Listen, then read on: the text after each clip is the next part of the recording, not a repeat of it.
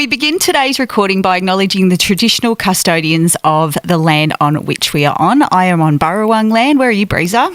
I am on the land of the Djajarurrung people. We pay our respects to the elders past and present and extend that respect to our Aboriginal and Torres Strait Islander peoples who are tuning in today. And wherever you're listening to the potty today, make sure you know whose land you're on.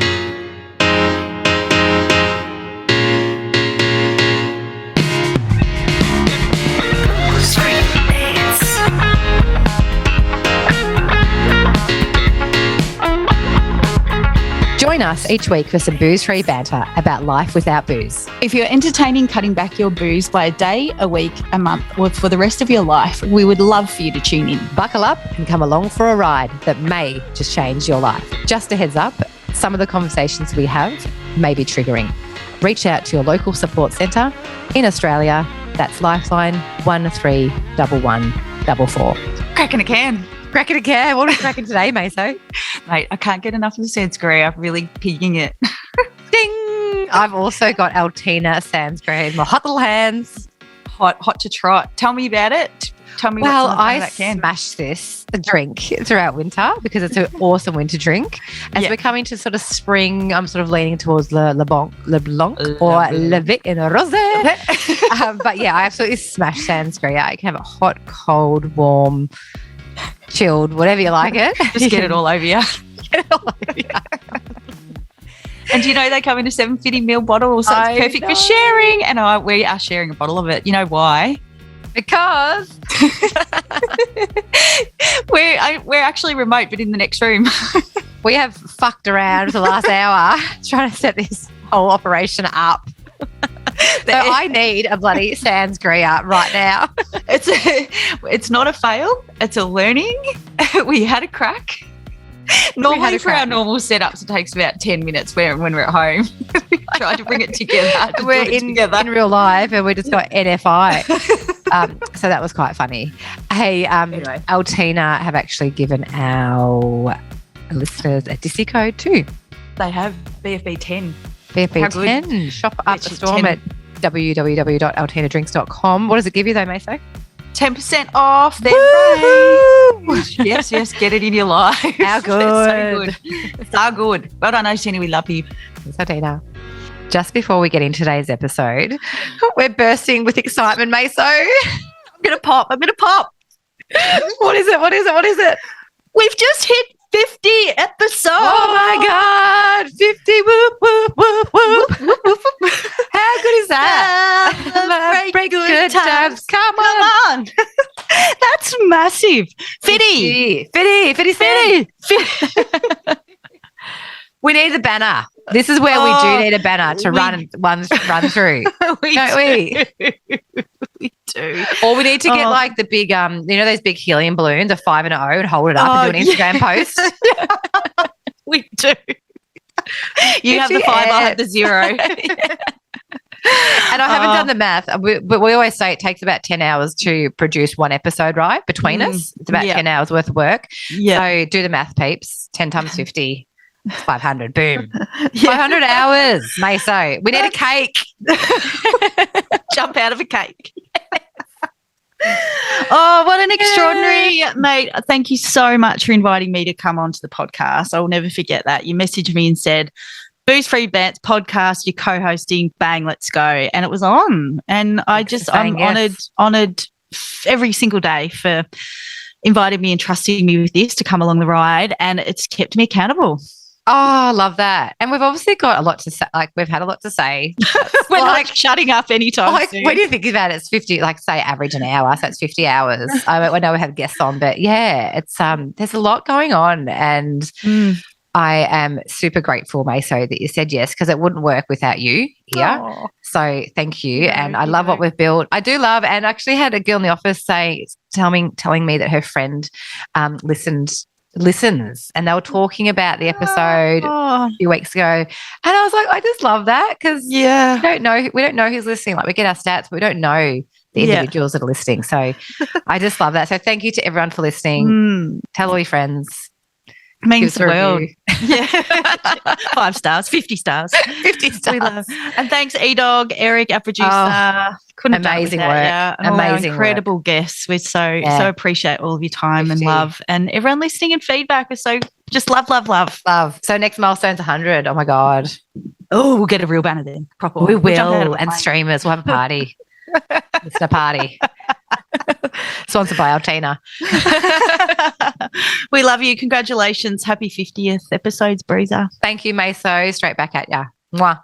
Mwah, mwah, mwah. Yeah, well, I'm excited for what's coming up in a couple of weeks. I know, right? Yes, let's talk about it. Let's That's my talk week. about I've been it. real up and about. Our friend Noddy, Anthony Hammond of the Vic Hotel and the Builders Arms, is putting on the Pub with No Booze, 29th of October. 29th of October, yep, at the Vic Hotel. Yep. In Footscray. 2 p.m. 2 p.m. Tickets can be found if you head to, well, let's talk about it first, Mate. So let's talk about what's happening. You go. You're the master of all that. So basically, Anthony is clearing out all his booze off the shelf in the pub and is replacing it with non-alcoholic drinks. So he has got around, is it about 30, I think, non-alcoholic drink companies are coming for the event. So there's tastings, there's DJ, which is you know cool. who it is? Yeah, tell me. Lady Langers. Oh, is it Lady Langers. That is brilliant. Yes, one of our avid listeners. We love her so much. So she's guest DJing, and there's another one actually. Noddy told me yesterday, but we'll keep you posted next ep about that. So pumped for that. So, and there's an outdoor barbecue. We're just taking over the whole pub. And drum roll, please. Guess who's making a special appearance, Matho? Tell me, Breezer, who? So we have been fortunate enough to be asked along to the event to record a live booze-free band session with a bit of a twist, which we'll talk about. And we're also going to be doing a vox pop around the pub and just asking people. They're getting some content and videography. So we're just going to be having a chat to people. But our collaboration with Heaps Normal is you do you want to say, Meso? The Truth Booth. The Truth Booth. So it's called the Heaps Normal Truth Booth with Booze-free Bands. And we are just going to be pulling people in to tell us about their normal. What's your normal when it comes to booze? Yeah, what's your why, all that sort of jazz. So we can't wait to see all your punters there. Yeah. Tickets are already selling. Yes, they're on hot cakes, so get on it. They are going like hotcakes. If you jump over to Pub with No Booze, all one word, on Instagram, there's a link on their bio which will send you to Eventbrite. Or you could just go to Eventbrite and search up Pub with No Booze. Tickets are $48. Thank you, Mason. $48. Or you can whiz into our bio as well. The link's in our bio to Booze-free Bands. Yes, great call, Meso. So it's going to be an up and about kind of day. 29th of October, it's a Saturday. And it won't be the last one. This is the start of many big things to come. So get on it. Be a part of the inaugural. Yeah, the real OGs. We'll see you there. Can't wait. So here we are. Jesus. You should see, to our listeners, our setup at the moment. I'm like sitting up in Mason's spare room. I've got about 500 pillows under my butt to try and get some height. And it's a whole thing. It's a situation. We tried. You know why? You were here last night. Tell the listeners why you were here last night in Melbourne and why you're here tonight. So our past selves were in Melbourne, and we got invited to Brunswick Aces for a tasting night with Edenvale. Drum roll, please. I know you're grabbing your bottle of, what did you, oh yeah, we got a little gifty bag. Edenvale. So let's just talk about the night for a few minutes, because I learned so much, Mesa, and I know you did too. Yep, massive fan of the new number one fans. My head was blown. Blown away. Yes. Born in 2006. 2006, yeah. 2006. They're like old. They're like the OG. They're the pioneers. Massively the OGs. 14 countries it's available. Yep. 14 countries. It's worldwide.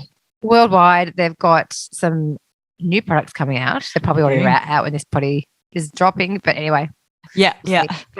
We met the winemaker, like an actual winemaker.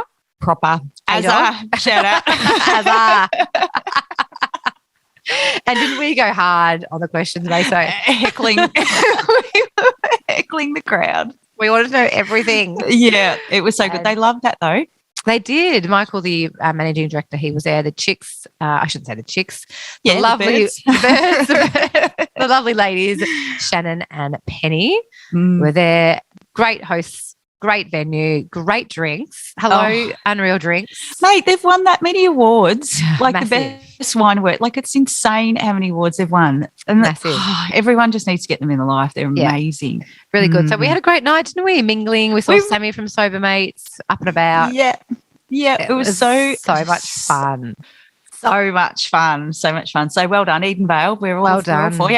Yeah. And by the time this episode drops, we would have also been to another tasting night, which is actually happening tonight at Builders Arms. It's a world. It's non. I think they're called World Non on Instagram. Non-world. Non-world. Yeah. Thanks, Maso. Yeah. That's okay. So we're going to tuck into some delicious food and swill on some delicious drinks. What a treat. Yeah, I know. So good. So we've got Noddy, Anthony Hammond, Builders Arms, Non and Nod. Not a nod.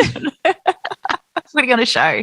And those tickets weren't gifted. We bought those tickets, didn't we? We did. Can't get freebies all the time, people. So happy to support. Always happy to support small business, local business. So important, especially, look after your own backyard, peeps. Love that. Go Aussie. Go Aussie. Cheers. Cheers. I'm going to have a swig, actually. Now, should we get into the potty, Maso? Yep, bang into it. I reckon I'm just going to have a swig. So knock it back. So today we thought we'd regroup. Yes. Because we've been on this sobriety journey for over 12 months. Yes, us. Yes, us. And everybody else, wherever you're at. Yeah, you. Can we just pause for one moment? Do. We've got Shane's story. We tried to get out of that. Confession session, it's time to play. Where you tell us what you're ashamed to say. Confession session, it's time to play. Spill the tea now that you're right. Mine's pretty short and sharp, actually, and it was my notes in my phone gets pretty full with shame stories when I think of them. I'm like, oh shit, that's another one in the tank. Never going to have any shortage of them. But you and I were getting mani-pedi tonight for our night tonight. It was real treat, and it reminded me of, I think I'd worked pretty late, shift work in aviation. For those new to the podcast, I'm a flight attendant by trade, but came home from work, got on it, and then went and got a mani-pedi in that really beautiful, in that really beautiful comfy chair. I fell asleep. I knew you were going to say that. Fell a fucking asleep. What a rat. Fell asleep. How blotto were you? Like on a I always thought I held my liquor pretty good. I was never wobbling down the street. I was just flying. So, fell asleep. Mate. Well, joint was packed. Dead. Like, they don't know that just, what are you doing? Like, just drinking before you. Were you snoring? No, I just would have been these ones, like weekend at Bernie's. Like full double chin. Like head, like chicken peck. That's hen peck. Not great. Oh, heck, mate.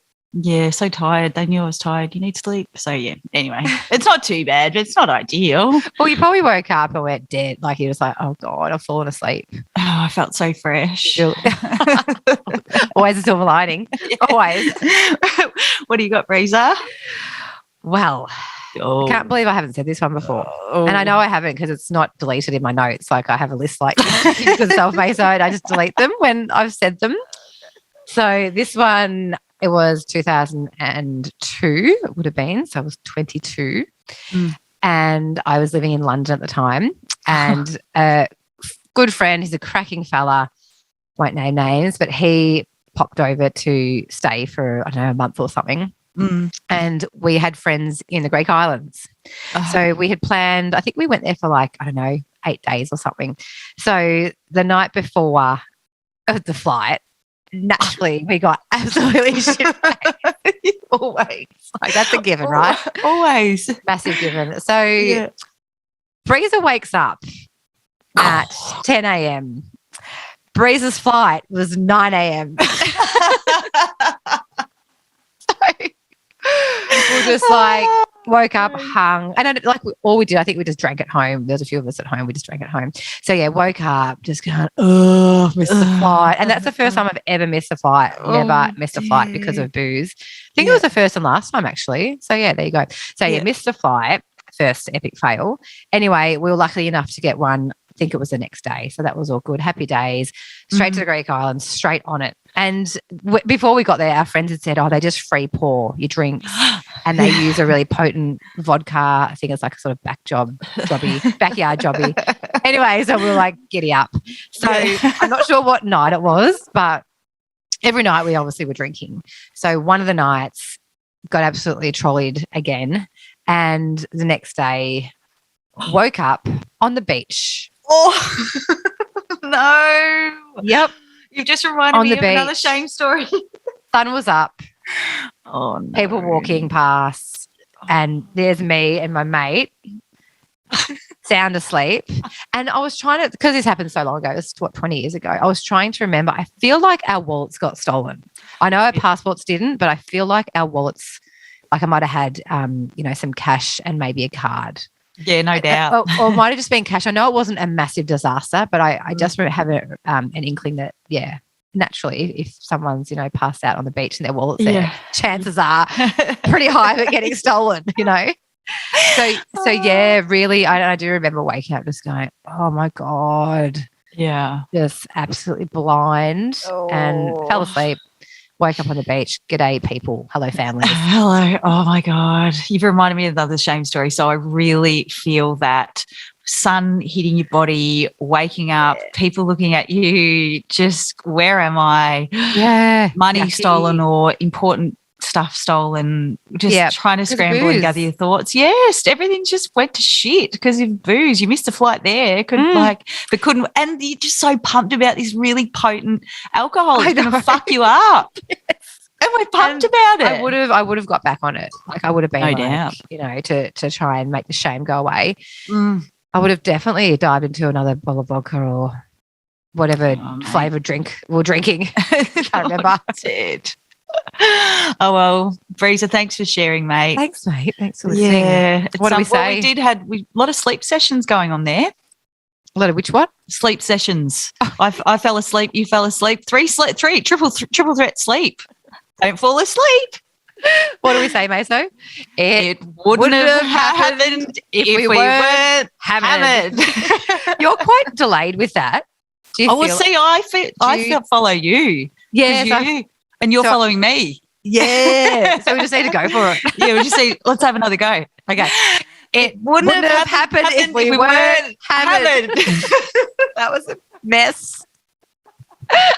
An absolute mess. Train wreck, car crash, can't help it. Have a look. Anyway. So now we can go back to the potty now that we've slotted that little segment in, which we'd forgotten. Oh, dear. Golly gosh, here we go. Okay, here we go. So I was saying before until I remembered we'd forgotten a confession session. We've both been over 12 months, go us, in our sobriety. And how about you give those ones to Asdog last night, when he was going up to do his talk, and there's my son's back going, ooh, go Azza. He loved it. This really classy spot, not the place for heckling, but gave him a bit. Loved it. Landed well. I feel. They went with it. Let everyone relax. So we thought it's a good time to unpack and discuss what worked for us in our early days of sobriety and what we then lent on, when we're having those wobbly moments. For me, it was my 8 to 10 month mark. That was why I was Mrs. Wobbly Dog. You had a different experience. you had, you were going through grief. So you're going to talk about that. But I think, and it's a good check-in for us too, isn't it, Meso? Yeah, it totally is. When we started to talk about this topic today, I was like, I feel like I'm repeating the same thing. And then we went, no, it's so important. It's for us to get a little prop back up. Once you hear things 7 times, we might talk about this 7 times over 7 years, but it's important to just circle back, get a little refresh. You can never hear this stuff too much. It sinks in. It's so important. It's imperative. So, yeah. And then when we started writing down stuff, we're like, oh, my God, we actually know a fair bit of stuff. Yeah, there's so much as I was jotting stuff down. But I think it's also important to note that it's not smooth sailing sobriety. No. Like, you definitely have those moments where everything is awesome. You're like, I'm so on top of this. I'm never drinking again. Although I don't think both of us have never ever said that out loud. Yeah. But you just have this, you're just like, this is awesome. And then you have those moments where you're like, fuck, I want to drink. Yeah. Could really take the edge off right now. Could really rip the ears off a bottle of margarita. so we just want to give our listeners the tools that we use in the early days when everything was amazing, life was great. Well, you know, we were just loving life, loving ourselves here. Yeah. And then where, you know, you have that sort of, you plateau out and you're just like, ooh, I really want to drink. Yeah. And it's funny, I said to you the other day how we were talking about when we first started the potty and we were so pumped and we were right in the thick of clarity and just loving it, sitting on in the pink cloud. And Doc was like, yes, he did say, he's like, geez, you girls are like really up and about. And we were like, a ball of positivity. But the reality is, knowing that we'd probably fall off the perch, and we were like, no, fuck off, Doc. Like, sorry, Doc. I did not say that, but just for comms, like just a few lols. It was about the 4 month mark for me where I floated down. Actually, I didn't float down. I dropped hard from that pink cloud. They call it that pink cloud. I dropped hard on the ground. The thud, yeah. It was almost like an earthquake situation once I hit the ground. What about you, mate? So what was your sort of mark? When I really had to sit in those feelings of grief, I think, and really had to so you were pretty good till then. Yeah. How many months was that? I think because I'd already felt that before, Breezer. Yeah. Our situations are quite different, aren't they? Yeah, so just to our new listeners, Meso has had, and I'm not going to say 3 cracks at it, but you have had bouts of sobriety, Yeah. Had a few cracks. First time was 14 months. Second time 6 weeks. Third time was 7 months. Not for any particular reason. There wasn't any reason behind it. She's a pro here. Yeah, just a hack having a crack. And so I've always been chasing that clarity again from the first time, and because I knew what that felt like. So yeah, interesting. What was the question? Well, there was no question, I don't think. I was just asking how many months in did you sort of come down from that pink cloud and go, oh, there's a few little bumps along the road now. When I felt like, oh my God, I could really use a drink. Or I was voice memoing Katie Minogue actually as well at that time, just like in my depths of grief, really struggling and just really feeling it, because every other time that I'd felt those emotions, I'd poured booze on it, Band-Aid in a bottle. So that was about 5 months in, would you say? Yeah, I reckon so. Yeah, about 5 months. Yeah. Of not drinking. That's when you sort of hit the oh, this is what it's like, not like to be really feel the feelings and not numb the pain. It was intense. It was so intense. And I think that's why so many people struggle to. That's what I keep saying. Like, if sobriety was easy, everyone would be doing it. It's not easy. But I tell you what, I remember the other day was Danny Carr spoke about her husband Ash Grunwald talks about when they go into sobriety, decide it's easy. So wasn't that great? I love that, because I'd been saying, this whole if sobriety was easy, everyone would be doing it, which is kind of saying it's a superpower, but it's also recognizing it's really hard. But then it's easy. If you flip it on its head. Yeah, which goes along with that saying, which comes off the back of what you were talking about with your dry July, your first crack. When you had that month off and you were like, hating it and thinking so much about what you were missing out on instead of what you were gaining. Yep. We can unpack that. Mindset. Huge mindset. So anyway, where do you want to kick off? You kick off. You go your number one. We'll go one for one. One for one. Yeah. My number one, hands down, was once I decided to have a break from booze, I went about educating myself on alcohol. That was my number one as well. Oh, boom. Mic drop. Bang. Mic drop. There it is. How good. So what did you do, Meso? What was your, when you stopped? Well, how did you go about it, educating yourself? It's really funny. You and I both, I know this seems real wanky and it's really difficult because because I had that first go at it, I went into it completely blind. That's 10 years ago. There was no quit lit. There was nothing. You were either AA or you weren't. Do you know what I mean? You were either going to, and I wasn't alcoholic. I was just a grey area binge drinker like everybody else. Not everybody else. Good on you, moderators, you unicorns. But there was none of that available. So this. Did you go to the library? No, I was just flying blind. Winging it. You're just totally winging it. Totally winging it. But all that was happening, and for the listeners, the reason that I gave up the booze was due to a breakup, and I just knew that I needed to remove alcohol. This is 10 years ago. But I didn't have any plan. I didn't say to myself, all right, this is what I need to do. I just realized how good I was feeling off it, and I just kept chasing that. I just kept feeling better and better and better. So I just decided that I just didn't want to put booze in my head. So I didn't know any of this stuff about what alcohol did to you. William Porter's book, Alcoholics Lane, This Naked Mind that you sent me from Annie Grace. I didn't know any of that stuff. This time around, I'm so much more educated. Yeah. But because I've had that clarity before, this is easy for me. Yeah. Yeah, right. But for you, you've educated yourself. Tell me about, so I'm probably not one to give you some education lesson actually, although Jill Stark's book, High Sobriety, just to make you feel not alone was really incredible. And podcasts, of course. Yeah. What was yours as well? As that's all right. So, yeah, literally and I still remember vividly, on there, so I'd come off a long weekend. So it was a Tuesday morning. So, Monday morning, hungover, just full of shame and regret.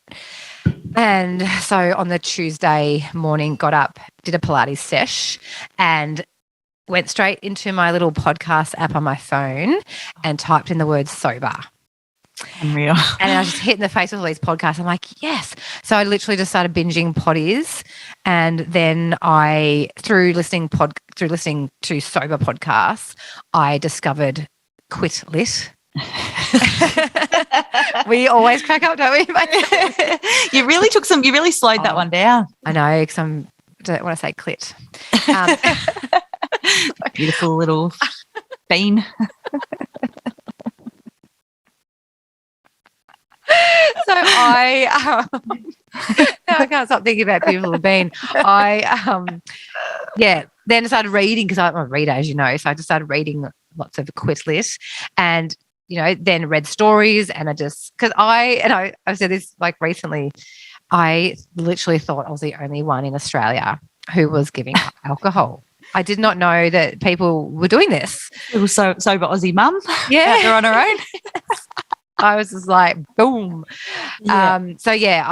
I still to this day lean on books and podcasts just for those little check-in moments, just to keep myself focused, which we'll talk about when we get into the next part. But education, game changer for me. And it's not even if you don't want to stop drinking, still worth educating yourself, I feel.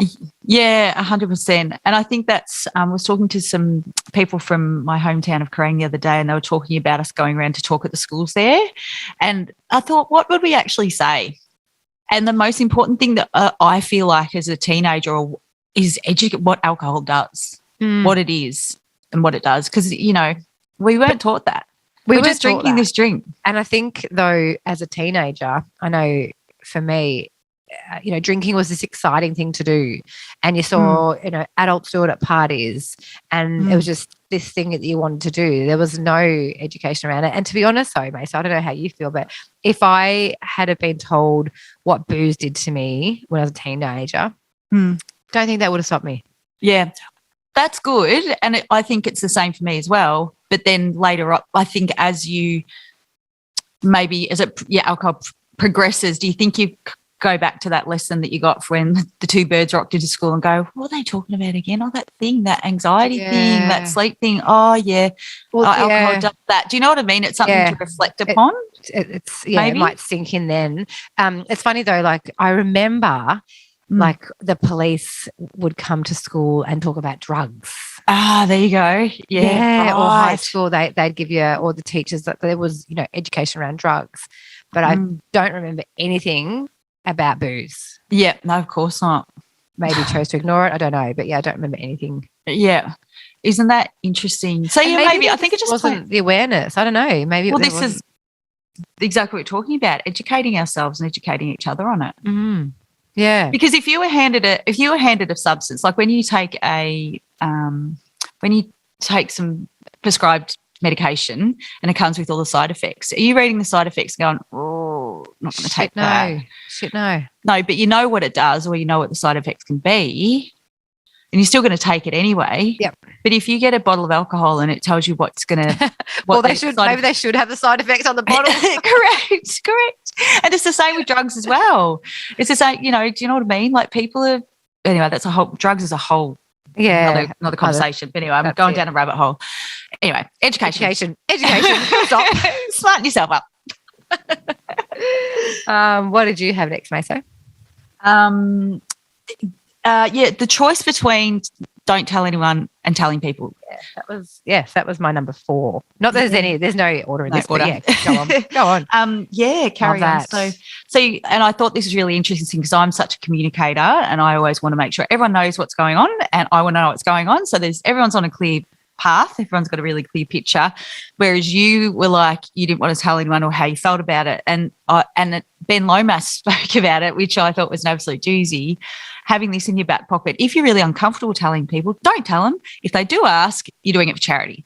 Yeah, love that. Because no one's going to say to you, oh, like, God forbid you want to do something good for yourself, but if you're doing it for charity, good on you, mate. Absolutely. Okay? So, where do you sit with that? And it's okay either way, what's going to make you feel more comfortable. And I found that one of our friends did the same. She did Dry July and she decided she's not going to tell anyone because it puts pressure on herself. And that was really interesting for me to see that because I like to put it out there and tell people so it's accountability. I've said it now. I can't come back from it. Yeah. You know what I mean? Yeah. So it's interesting to get different views. Yep. Whereas I was secret Sally about it and I told my partner. And so I stopped drinking in the June and then I was so excited for Dry July because I was like, great, I don't have to hide it that I'm not drinking. I can tell people I'm doing it for Dry July. So that was good. Love that. And then it sort of started slowly coming out. But I love how you've worded that, May. So to say you've got a choice to tell or not to tell people. Yeah. I just said if you feel comfortable, tell someone that you trust and that can be a support person for you. If you don't want to put it out there like me, like I didn't put it out there and now it's fucking out there everywhere. And we'll talk about that too in a second. So yes, I just think it's good to just have at least one person that will support you and will understand and be there for you. Yeah. When you and need. I love that. And and that's what I had as well. So by telling people, you're setting yourself up that support crew, that people to fall back on, those people who are going to talk you off the ledge, or we'll get into that in a second as well. But also a nice option if you're looking for that support outside your friendship group, because we've had people reach out to us in our emails, in our DMs. They don't know who else to talk to or where else to go. And we're certainly not equipped to be counsellors, but we can definitely point you to Sammy from Sober Mates, Mel from, It's Not Me, It's Booze, Danny Carr. There's so many different little courses and support systems. You've got to find the right fit for you. So there's so much out there, like it's insanely good. Yeah. And you don't know if you don't know. So it's, I think it's ask a question. Just going to crack this can. Is that your second? You're on your second can. Well, I had you took a fair bit of that bottle before. You got real greedy. Gave me the drinks. I robbed you, didn't I, Mate? So have a look at that colour. I know. I've got my Altina can in my hand, and I'm double parked here too, mate. I haven't cracked the can yet, though. She's Altina again. We bloody love this. It's so good. Well, that's actually an amazing segue, and this worked for me in my early days. It may not be everyone's bag, but for me, alcohol-free drinks were an absolute. Did you have that too, Mason? Yeah, it's in the top 5. Yeah. So, and I've shared this story before. I thought I had to drink mineral water forever. Well, just because, and alcohol-free drinks. Oh my God. Game changer, life changer. And I might have mentioned this before. If I didn't have alcohol-free drink options, I would be back on the real McCoy. Mate, no doubt. Yeah, that's a massive call. So well done, AF Drinks. It's huge, massive. isn't it? Yeah, huge. I gave them a right royal touch-up. Yeah, you did, didn't you? Yep. You did. Yeah. For me, it's about like the taste, obviously, but the whole ritual of drinking, of feeling like you've got an adult drink instead of like a glass of Coca-Cola with ice. Yeah. No one wants that. No. Do you know, we were talking to Noddy. I'm going to give him a shout out because this is a beautiful little quote he was talking about when we were at the Thirst of July event at the. We've been busy, haven't we? We've had a bit going on. We're like AF drink tarts, just king pigs. Little slappers. Noddy was talking about AF drinks are inclusion. 100%. And we all just want to be included, even as children, and we're all just kids wanting to play. We all just want to be included. Yeah. And so if we're in a group of people and everyone's got beers and you're just here with your rotten mineral water, like it just doesn't You're not included, are you? You're not included. And we just, like children, we just want to be part of the party. Yeah. We just want to be. And I thought that was such a beautiful way for hopefully, because lots of people, and I was the same when alcohol-free drinks first came in my stratosphere. I was like, what's the point? And then after 12 months later. You love them sick, aren't you? Well, I was concerned they'd be triggering. So this is really important for people. They can be triggering. And I'll be honest, even at that Edenvale event last night, 6 months ago when this episode drops, I haven't drank wine for a long time. This is actually really interesting. So I was talking to someone about this the other day. I was such a rosé margaritas fiend animal or cider if I was in for a bender. I drank cider for Australia. But rosé, to find that equivalent rosé, I found it really difficult. So I just wiped wine completely. I didn't even bother with the wines because they weren't really AF wines, sorry. Yeah. They weren't really hitting my spot. So I really went hard on the AF spirits. Right. So, yeah, because I couldn't obviously tell Altina came into my life, mind you. Yeah. But I was I did get a little bit triggered, not triggered heavy, but I thought, oh, is this going to set me off? How's this Edenvale wine going to go? Like how it was just a tiny little thought. And how did it go? Totally fine. Like I loved it. Totally fine. But it was just interesting that I just did have that. So I'm just saying for you guys that are thinking it might be triggering, I still get it too. It doesn't mean I'm going to go rip the top off a bottle of decent Sauvignon Blanc or a rosé, whatever. It's a normal reaction. Yeah, I think. But you've got to be really honest and be prepared that it potentially can be triggering. Like we've got a friend who just can't touch whiskey. Whiskey was his poison, will not touch it even. And the AF ones that are coming out are like schmick. They are. But he's just I want to go there. So, yeah, so really went hard at that. It's I still remember having my first AF beer, and I'm not talking the mainstream ones. It was when I had first tried Heaps Normal. Yeah. And it was hard to get my head around, Meso. Yeah, it tasted like beer. And I'm like, this tastes like beer, but it's not having the effect. And now I don't have that feeling, as in like I don't think that. But I distinctly remember thinking that when I first had tasted it because it was just like a normal beer.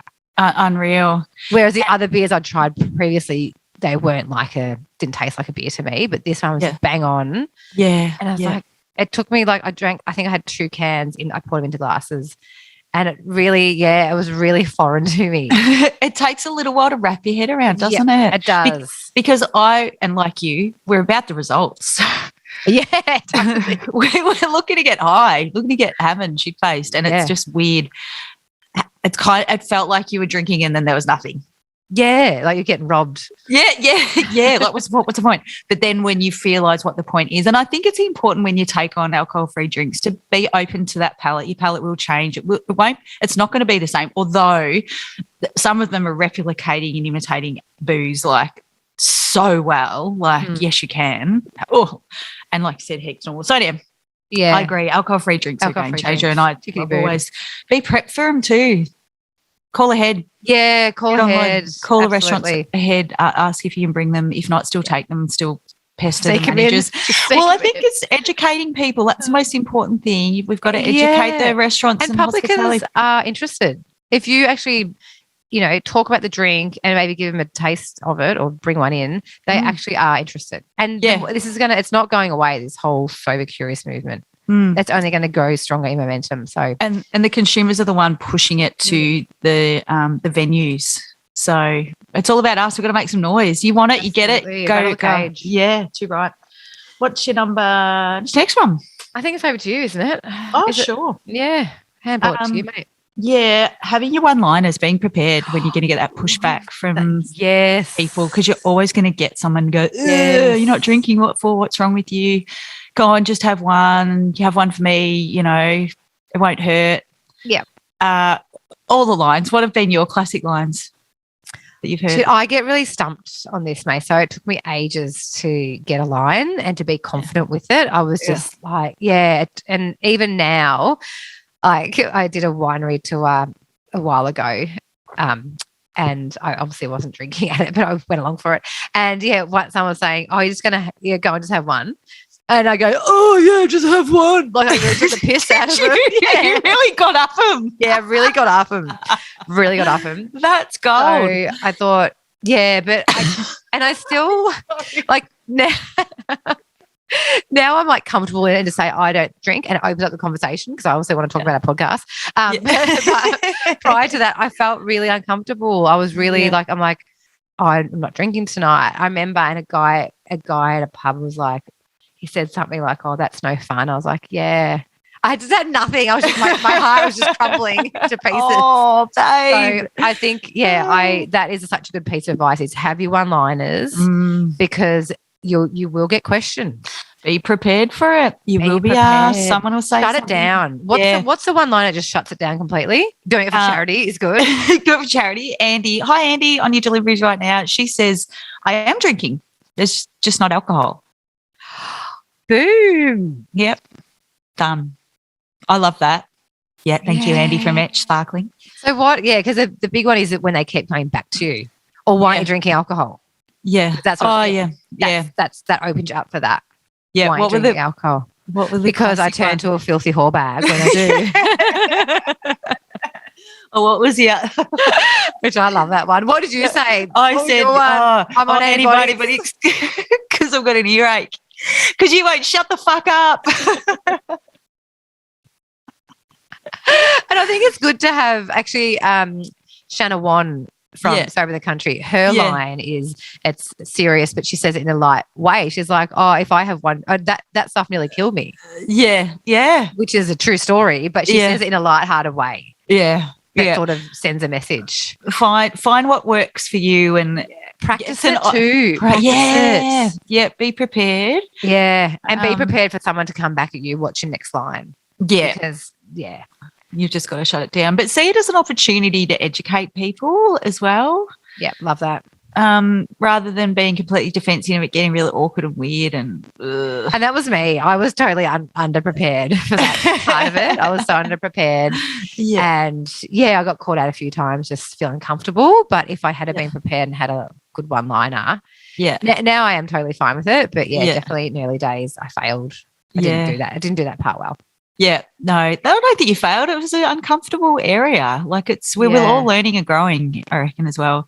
The one that I said that can be a bit controversial, but it also once you've gotten through that, and if you open the conversation, you say, well, why do you drink? Tell me what, which can be a bit dicey. You've got to really pick your crowd there. And I haven't heard any feedback for anyone, but it can. Have you used it, Meso? No, I haven't, but I can see it would flare up. But I think that's a good one if someone's up in your grill being a pest and you want to shut it down, I reckon, to just say, well, why do you drink? Why is it so important for you to know if, what I put in my body is my choice. Yeah, that's a massive one as well. I don't question you that you're drinking poison. I prefer not to drink poison. Thanks. Time out. Move on. Mic drop, motherfucker. The petrol belongs in my car. Yes. The ethanol belongs in my hairspray, not in my throat. Great work. What did you have, Breezer? The final tip I had. Oh, so sorry. I've got two more. So these are a little bit fluffier ones. Love a fluff. Love a fluff. Plan stuff on a Sunday. So when you normally be hung as fuck. I'm really sweary today. We are a bit sweary, I think, because we're in each other's company. We really prided ourselves on our podcast not being too sweary, but we've let it fly. It's okay. Lid's off. Lid off now. I'll clean it up. Keep it PG, M. It's not R. Hey, so plan stuff on a Sunday. So when you're normally hung, and just, rolling around in bed, hating yourself, is, plan something, day trip, something fun. Yeah. Jog, walk. Hashtag bid. Hashtag bid. Forgot about him. Haven't ripped it out for a while. Good to get back on the train. Actually, that's what I should say there as well, because there was a study showing that everything that you do that's good, you attach that because you didn't drink to it. So everything you do, and so that plan on that Sunday that you've done, you go, I did this because I didn't drink. I got up and played with the kids, and I was more pleasant, playful and patient with kids because I didn't drink. And then every time you attach that, it's that encouragement and that reassurance. That, yeah, exactly. That reward. It's the reward system in your head. Yeah, totally. Be really clear about your why. Why? Okay, I'm going to ask you. Why did you give up drinking, Breeza? At the time, and my why has changed, but at the time is because I wanted to be a better parent to my children. Yeah. Because forgetting that you put them to bed is not great parenting. No. So, that was so really the kids were my main reason. Yep. And now I feel like that's changed. It's still them, but there's more whys as well. Yeah. What about you, Meso? Yeah.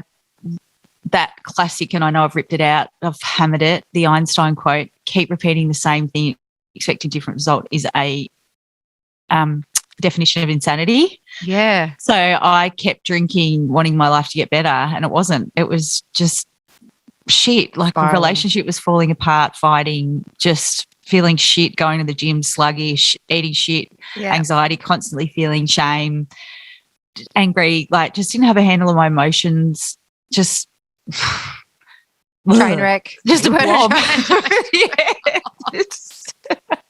Well, mate, you had it. You held it together. You must have had a good facade because, sucked in. Just knew what it was like to be healthy and clarity. And it's just, there's another quote rattling in my head. Heavy drinkers' life is just chaos. Like it's drinking is stress. Like life is more stressful when you're drinking. Yeah. Yep. And you think it's not. Yep. You think that drinking is making life easier. It's actually making it far worse. So, yeah. Your why is a really important one. I like that. Yeah. So is it health, fitness, family, whatever it is, really come back to that, circle back on it. Yeah. For yourself, like that's a good reason too. Yeah. And my final one before we roll into our wobbly moment top fives is just go easy on yourself. Oh, I love that. I had this too. Decide it's easy. Yeah, good. Just be easy. Yeah, exactly. Go gently. Yeah, go gently. I had a DM from one of our amazing listeners as well the other day about, and people talk about having a slip or having a, what do they talk, like they fell off the wagon or, remove that. As Andy from Etch says, it's just learnings. It's okay. Like it's not a slip. It's not a blip. You're perfectly normal to, if you can give up, has anyone given up drinking and not dip their toe back in? NFI. Generally, everyone will have another dip toe back in. Yeah. At least once. You can speak from experience with that, can't you? Correct. And you did too. You tried Dry July and then, Yeah, got back on it. Couldn't wait. Correct. Couldn't wait. So I think it's just really important to say it's okay. You've been doing this alcohol gig since you're a teenager. It's an addictive substance. It's up with the top 5 most addictive substances, heroin and sugar. And you think you're just going to give it away like that. We all go into it gung-ho, don't we, to just think we're going to like give it the flick. But if lifing happens and you're taking away one of what you thought was a support system that was propping you up for life, and how can I do life without it? So if you end up dipping your toe back in and you start again, that's okay. Like I think it's just being really gentle on yourself rather than throwing the towel and go, oh, fuck it, I can't do it at all. I can't, it's okay to just keep chipping away. Chip away, peeps. It's a pretty common story. People take a long time from the time that they decide to. It does take a long time before they really give it the flick. I found that's a pretty common thing. Well, yeah, when I look back, I have been like I would have been 6, maybe years ago. So I think you count. What's happening? My son was in grade prep at the time, and that's when I read my first quick lit book, and I had a spell off. When I say a spell off it, I for 7 months I drove everywhere. So I still might have had one glass of champagne. Yeah, so I might have had one glass of champagne if I was at an event, but I'd always, not drink over the limit and always drive home. So I suppose that's when I started, Meso. Like, there you go. He's been at seed was planted. So 5 years ago. 5 years ago. There you go. I hadn't really thought of that. Planted then. Yeah. You started dabbling around in it. Yeah. Then. Yeah. Unreal. So there are tips for early sobriety. We're now going to give you guys some tips for when you have those wobbly moments, and they will happen. They do come. You can't avoid them, as we know. So we'll run through these, Meso. So the first one I had, and I learnt this through, actually another thing I said was about education is also like finding a community, whether it be online or in person. Love that. So one of this line I'm going to say actually came from Mel from It's Not Me, It's Booze. Oh, I love it. That's the first time I heard this line, and it's play the tape forward. Yes. So when I romanticize about going to a winery and having a day out, I tell myself, well, you know how it's going to end. You'll be talking someone's ear off, scumming darts off someone, and you'll be a messy, just slobby mess. Yeah, no good. I know that's how it's going to go. And the next day you'll wake up and you're like, oh, what did I do? Who did I see? What did I say to them? Yeah. So I just know, even though I love wine, I love winers, I love the whole vibe, I just know that's how it's going to go.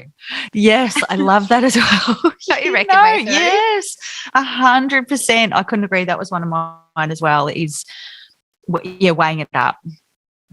Yeah. That little bit of those drinks right now and how you're going to feel the next day, that little hour of power that you might get that's going to take that numbness away, like give you that numb feeling to remove yourself from your stresses. Yeah. But then you're going to give yourself a whole bunch of other stresses the next day. You're not going to be able to sleep that night. You're going to wake up really early. You're going to have anxiety. You're going to go to McDonald's, KFC and order in Goose Pizza all day long. Absolutely. And then probably get back on it like I used to, because the only way that I dealt with a hangover is drink. Yeah. Loved it too, like the only way. Loved a Sunday sesh. So, yeah, I think that's, super important. Play it forward. Yeah. Yeah. And remind yourself, sobriety is a fucking superpower. Swearing. It really is. It is. Oh, we need like a beep. Eric to beep our swearing. Swear jar.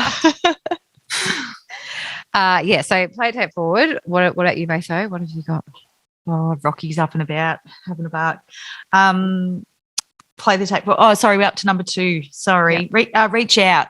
Reach out. And touch somebody. Oh, John Stevens vibe. Oh, so hot. Oh my God, he's so hot. Did I tell you he was on my flight once? I saw a photo. Yeah, sexy man. And I thought I was Sexy a chance. Yeah. The way that he looks at you, I'm not even joking. Stop it. I'm serious. I thought I'm in here. That he's just a sexy, sexy man. Love you, John Stevens. Love you, John Stevens. Still quite ripped as well. Oh, big beast of a man. can sing a tune as well.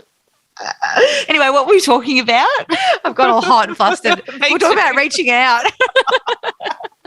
Touching John Stevens. I love it. Yeah, reaching out, phoning your friends. So remember that support crew that you set yourself up with. Reach out to them. This was a massive one for me. When I was wanting to roll through the bottle shop, I actually called Ty at the time and said, I need you to talk me through this. I need to get past the bottle shop and in through the AF drink section, go to the supermarket section as well. Call someone, get them to talk you through it, talk past it. I did it to you. Yeah, you did. You did. I messaged you when I was wanting that mood changer and just said, this is fucked. Oh, another swearing. Do you find talking about swearing, do you find when you're with certain people you swear a lot when you're with particular people? I've dropped. I've sworn a lot in the last 24 hours since I've been with you, Meso. Like, really. Like is it a me lot. or is it you? I'm the same. I think it's. Yeah, I I'm don't so know. sorry. We'll take 50-50 of that. Okay, thank you. Yeah, so finding a someone. friend just to Yeah. give you just to go. And I did. I messaged you and I just said this is really hard. Like I really want a mood changer. Yeah. I'm really. And I think I was like, go for it, mate. get the edibles. Hook in.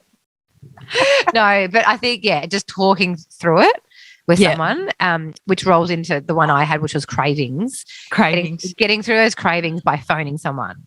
Yes. Or by distracting yourself for that 20 minutes that craving's going to last. And then, it'll pass. It'll pass. It will pass. Talking about passing, can you just talk to the listeners for a second? Rocky is behind me barking. Can you hear him? Yeah. I'm going to have to get him. Let him out. Sorry. I was just about to tell our listeners, go and get him and I'll talk to our listeners. I was about to say that Rocky is a little French bulldog and he is the cutest thing ever.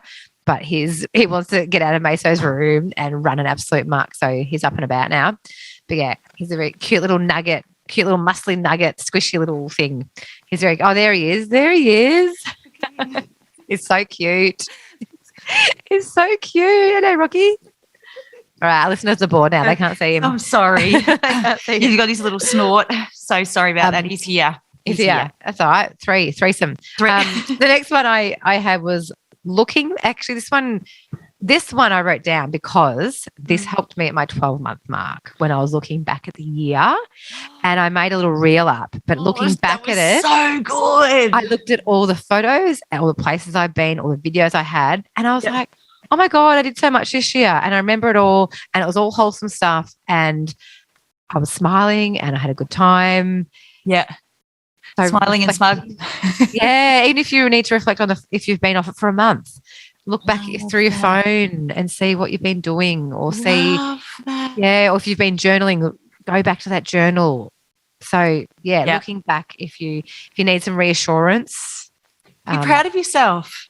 Absolutely. Even if you've only been 3 days and then you've jumped back on and, whatever it is, it's a huge thing to let go of. In the right direction. Exactly. And I had journaling as well. So, it's so important. Journaling is a big deal.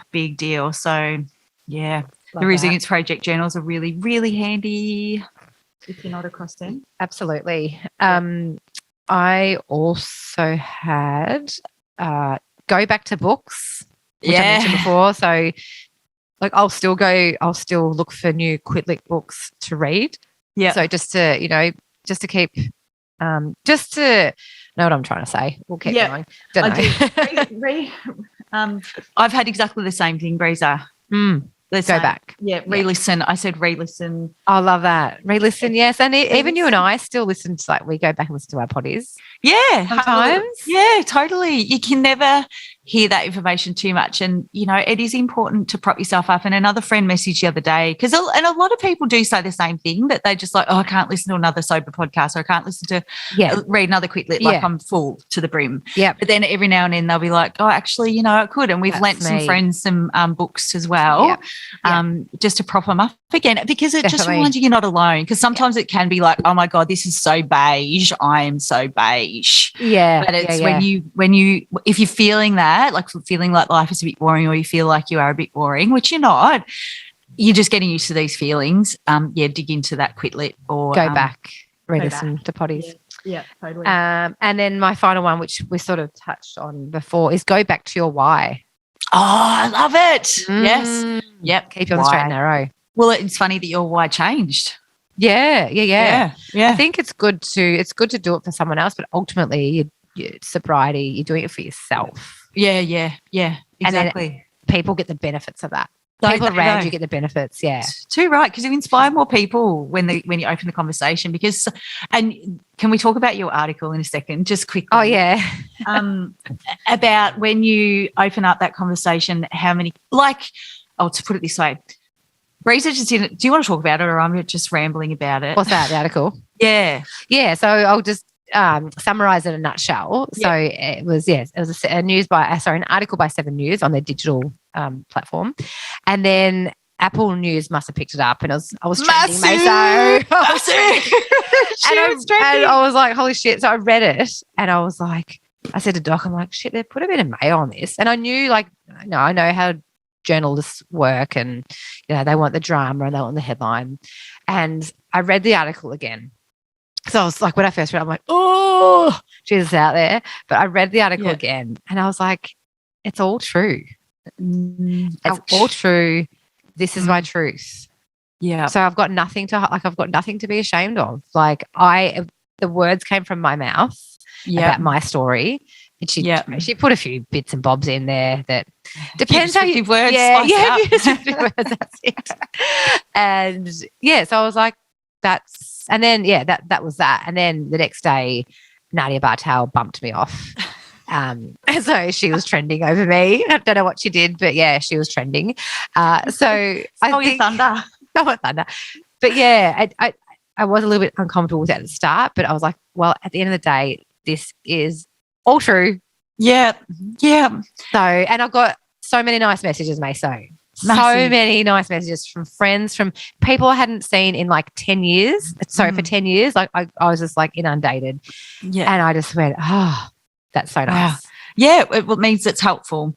And I'm so proud of you. We here at Boost for Events and all our listeners are so proud of you for putting yourself out there. Like, it's a massive deal to be trending. It's huge. It is so big.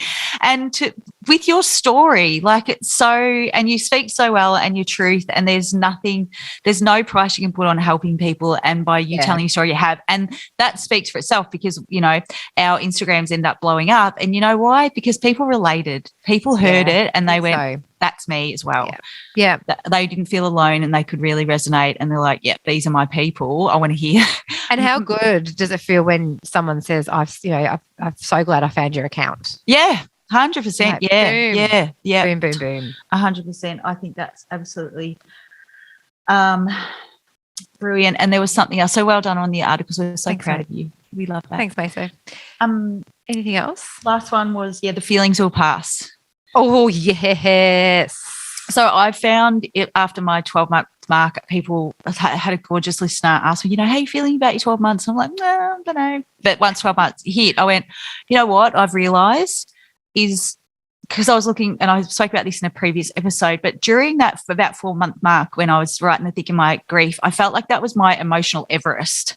And I'd hit the top of it. Massive, yeah. And then every situation now is kind of like a speed hump. So I still have stresses, still have difficulties, and there's still going to be chaos, but I have a better handle on my emotions because booze is removed. Yeah. And I'm sure I'm going to get an emotional Everest again, but it's not going to be as hard to climb, And I because you got through it. You got to the peak, mate.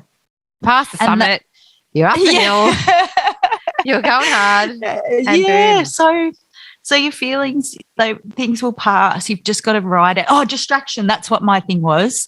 Distraction. So when you've got those feelings and you're feeling real, real wobbly and you feel like they're going to stick and stay, like I remember being super, super anxious and I was like completely wigging out one day. I just had to distract myself, rang a few friends or left some voice messages, voice memos on Bring WhatsApp. A pest. Yeah, full pesto. Call Beyond Blue, call Lifeline, call any of the support systems or networks out there. Or get a podcast that's funny. Just put something on to distract yourself. Walk it out. It will pass. Yep. Great. Love that. Great. Cool. Love that. All right. Top tip. That's top tip. It's a phone fucking with the PH. So we can give it F for the call or text. Phone fucking with the PH. Okay, so this actually popped into my little pea brain only like a few days ago. And so again, living in London, I had my Nokia 6210, I think, really living it up. And I was working at a pub in Hemel Hempstead.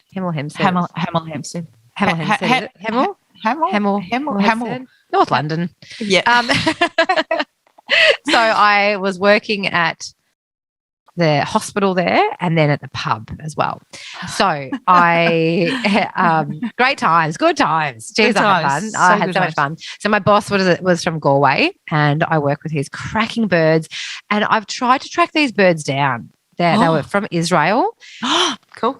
Maya, her name was. Okay. And Erica. Yeah. If you're listening. Yeah, if you're listening, Maya and Erica, I'd love to reconnect. So they were a bit younger than me. They were probably 18, 19, but they were hilarious. Anyway, so worked at the pub, knocked off, started getting into the pints and had a bit of a lock-in.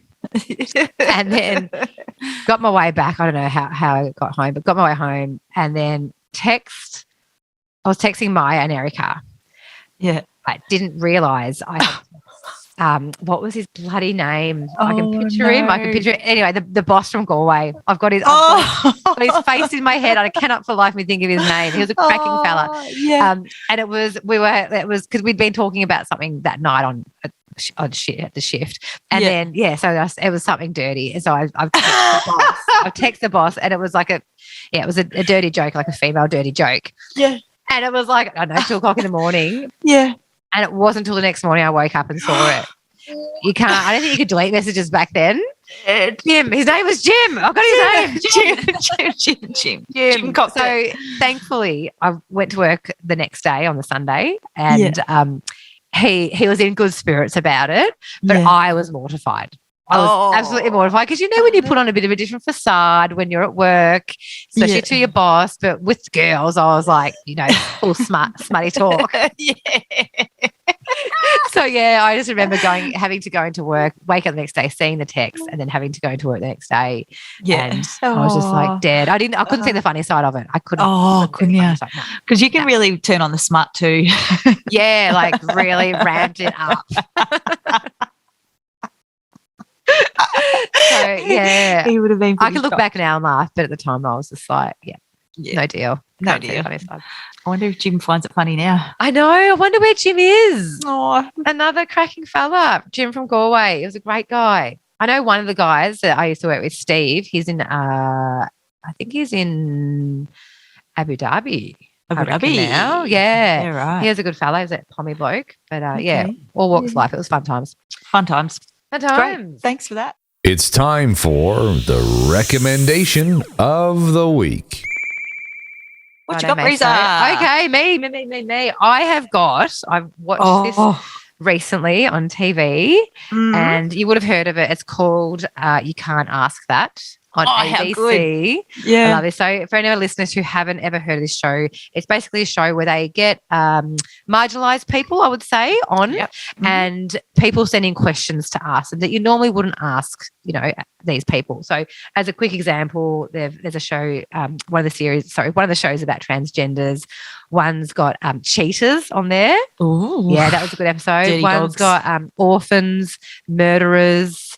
And the one I watched recently was about alcoholics. Oh, how good. They had all walks of life. They had a professional sports person. They had a businessman who was a CEO. They had a female journalist. They had a stay-at-home mum. They had an older gentleman. They had, a really cross-section of the community.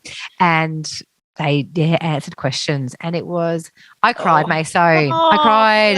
Like it was quite lighthearted, but there was some really sad bits in it. Really sad bits. Oh, bless. Yeah. I'm going to get my eyes all over Oh, that. mate, you will absolutely love it. So it's on iView, and it's series 4.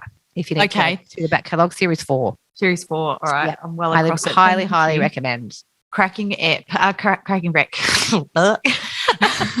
Mate, I love a product. Loves the product. You were talking about being a pea head, pea brain. Yeah. I've got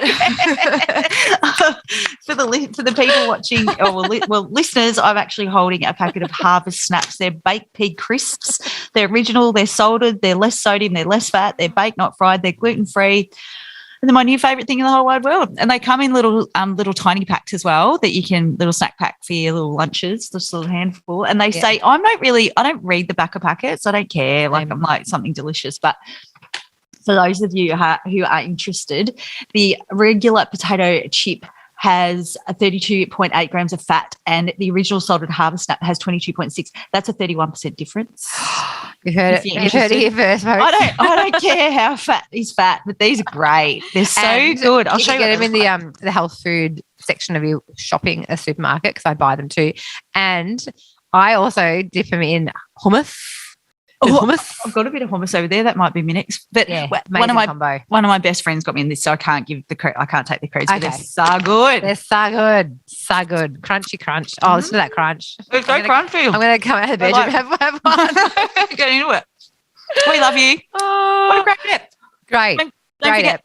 follow, subscribe, share it with a friend, give us a review, chuck on some stars. Yeah, and we That never boosts the ask, potty. we never ask our listeners for any favours. But we're going to hit you with one now. Yeah, I'll leave be your us a best friend. review. Yeah. Mace, I will show you harvest snaps with you. If you could give us a review, that would be unreal. Only 5-star only, nothing less than 5 stars, please. That's be 5 stars. Yeah. But yeah, it helps. Like this is a passion project still. Like, we are lucky enough that costs are covered through our partnerships. Thank you. Thank you to Altina. But yeah, it's time.